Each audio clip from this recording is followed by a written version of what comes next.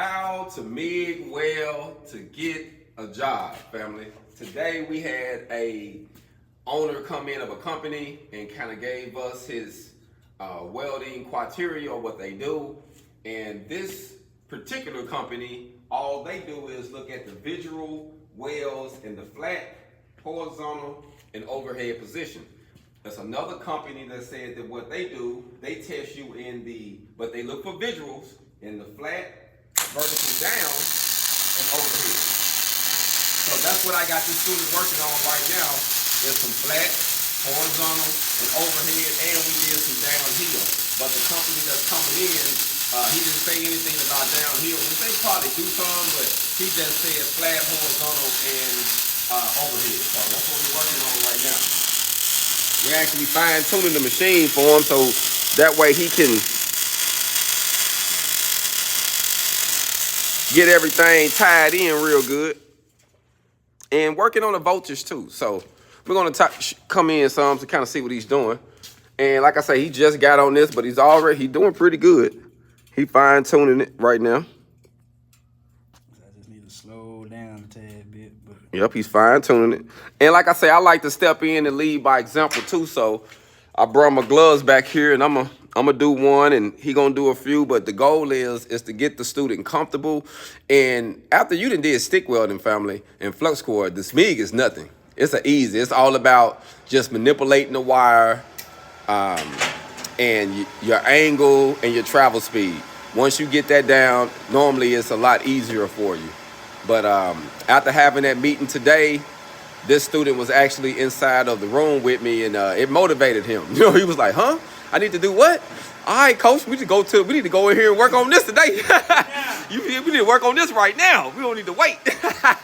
So, you know, we got everything together, fam, and we said, you know what, we're gonna start working on this today.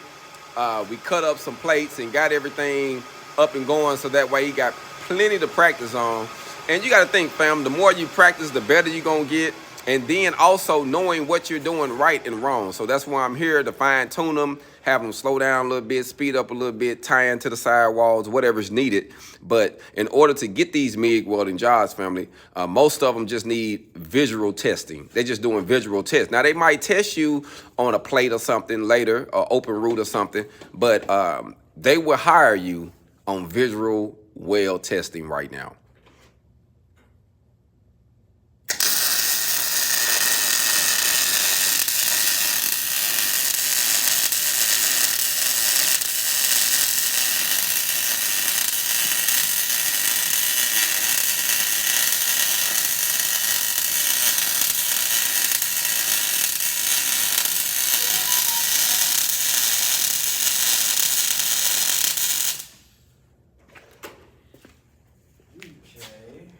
I see myself slowing down a little better. That ain't good though. Nope, I didn't. But the fact that I did that a little better. Yeah, look a lot better. That looks a lot better. Cause you can tell from you look at the top, you look at the bottom, you see it all filled in. Ain't no loose spots, ain't no undercut. Right. So the goal is to get that fine tuned. But you seeing what you're doing. Mm-hmm. You slow down a little bit on that one. Like I started counting like one, two. That made it better, didn't it?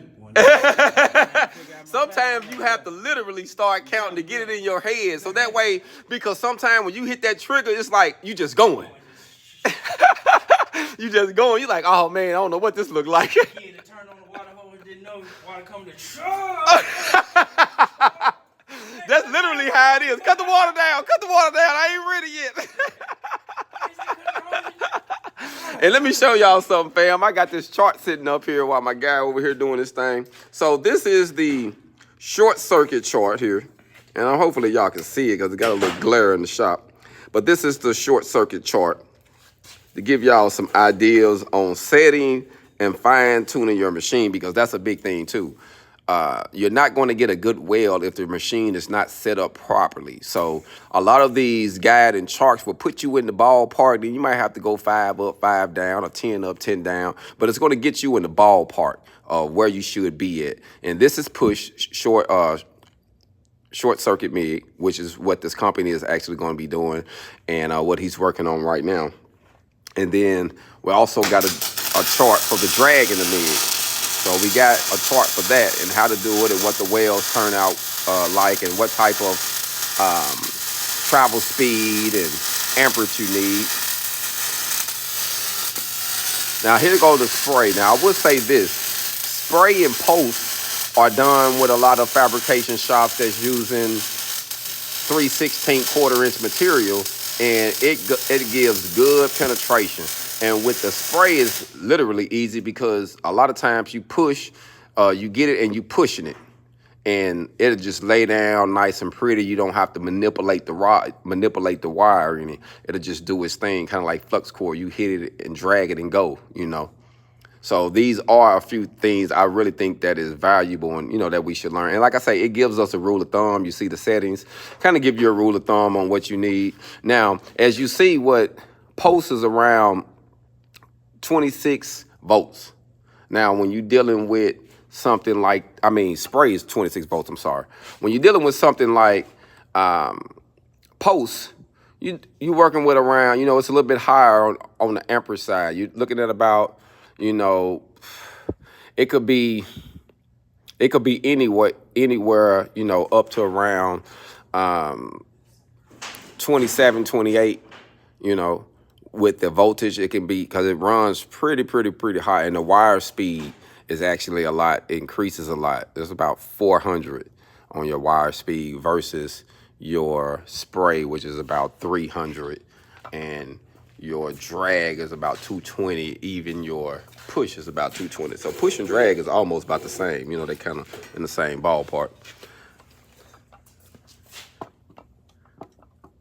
Go take a look at the last little bit of it. See what he's doing, fam. Before we sit it down here. See what he got going on. Well, he did pretty good right there.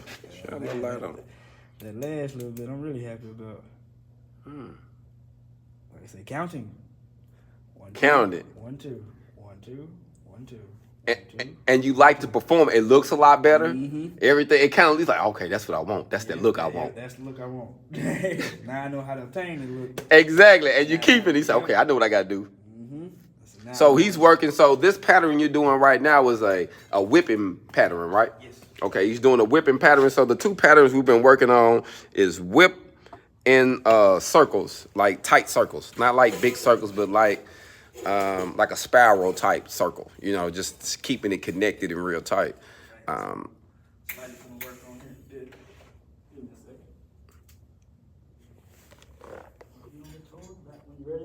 Yeah.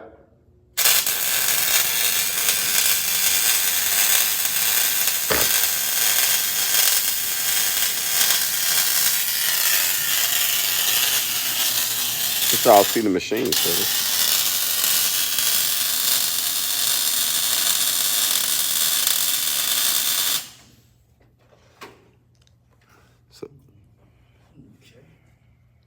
So we got it about 18 volts, 220 on the wire speed, and sounds pretty good. It's working pretty good. I like that. A little big, but pretty much right on the money. Okay, one bad. I can go a little bit past that. So I can walk past that little bump right there. Practice make perfect, fam. Just remember that, fam. You're not going to get this overnight, but you will get it over time, and it don't take a whole lot of time. So I have literally taught people how to MIG weld in 1 week. 40-hour course that I have, a 40-hour class pretty much for $1,000, and I can teach you how to MIG weld. That's one of my private courses. That's the cheapest one, and with that one, I'm gonna help you learn it in all 4 positions is the goal. Because if you can do it consistent within 3 inches, or you can do it 6, you can do it 12. So the goal is to learn the process, and it don't take a whole lot of time to learn the MIG welding process, man.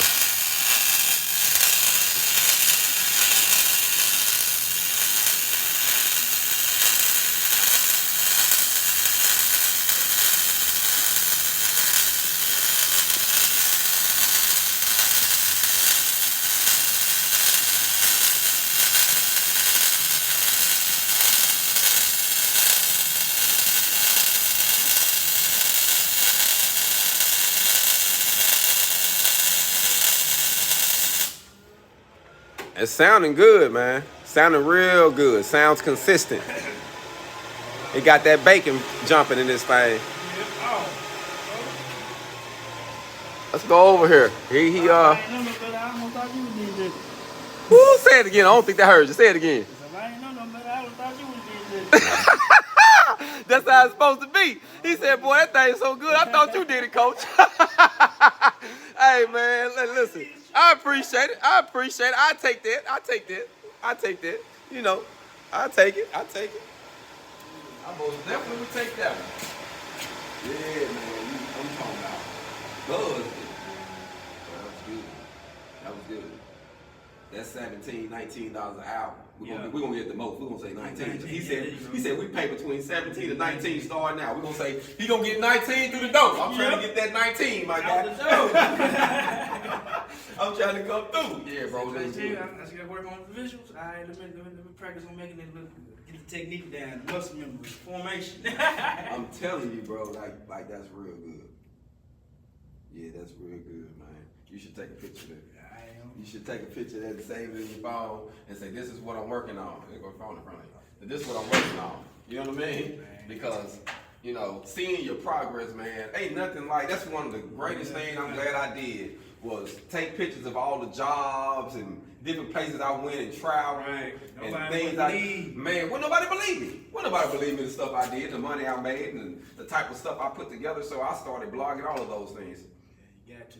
So for those who don't know, this is my new channel, Your Welding Coach. But if you will go check out Hog On University, check out the Hog On University, and I got plenty videos, over 5,000 videos in my archives where you can go. Some of them short and long. You know, I was trying to get it together. But if you go to it and just put most popular videos, you can go through there and just kind of check them out, and you can see how far I went back on my first Phoenix welding job. And I ain't gonna lie to you, my first Phoenix contract I got, bro, man, I was so happy, man, to get that contract, bro. I had my truck, you know, it was a contract for $65 an hour for 40 hours a week for 3 weeks. You do the math. I ain't got to do the numbers. I had a contract that lasted 3 weeks at $65 an hour for 40 hours a week. It changed the game for me, fam. It changed the game for me, man. I ain't gonna lie. Alarm bell going off. Time to get up. And to keep it real, I was stick welding and MIG welding. Because I had my own MIG, and I was helping the shop put their stuff together. So I was doing flux core and MIG, but I had my own little deal. I come and set it up. I was helping them build tables. I had a dude set up his whole little factory. You know what I mean? But it was neat. Give me the money I need. It was neat, fam. I had a good time. Yeah, that's it. I'm trying to work that way. Well, fam, man, we just wanted to go live and show you what my guy doing, and we're about to get up out of here in a minute. We'll let him burn one more. And blaze us up, keep us warm, and we're going to call it a day, man. Y'all be blessed. Hopefully someone can use this information. Please keep liking and sharing the channel. Tell someone about it. Let's build a nice community. And, hey, man, let's keep getting our hog on, fam. Y'all be blessed.